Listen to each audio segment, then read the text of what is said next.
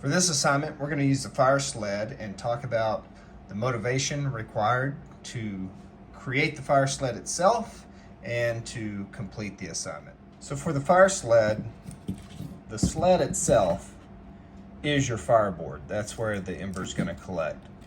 So talk about the motivation required to create this. What type of motivation was needed to create the actual sled itself? And this technique is just a different variation from the fire saw in that we've anchored down what we would have used as a saw, and we're using the fireboard itself, but we don't have any fluffy material to go inside, so we don't have any coconut husk to hold the ember in and to burn into.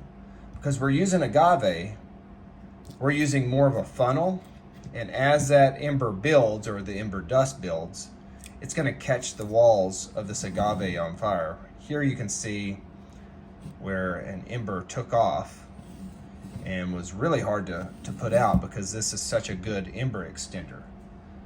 The reason we're using agave is because chaga, which is what you would typically use for the Fire-Sled, is not readily available in most locations in Texas, but agave for us is. So this is what we call the wedge in the Fire-Sled. We need something that's narrow. You can take, especially if you have a dead piece of wood, you can just carve a wedge into it, especially if it's a large piece of wood. But to save time, and so that I can use low ignition wood, I typically will use yucca or soto and tie it down to a tree limb. So you need something that will allow you to take the sled and slide this across without the wedge moving. Tree limbs are great because the tree is fixed in the ground. It also allows you to get into a comfortable position.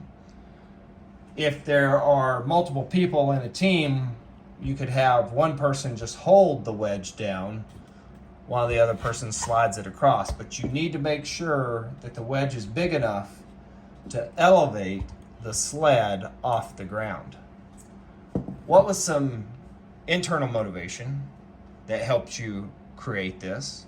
What was some external motivation? Let's compare two. And was there any overlap between internal and external motivation? Was there anything that could be classified as both that helped you create the wedge? In your conclusion, talk about internal motivators and external motivators that helped you create the Fire-Sled. Also, talk about anything that might be classified as both internal and external motivation that helped the group create the Fire-Sled and maybe even ultimately an ember.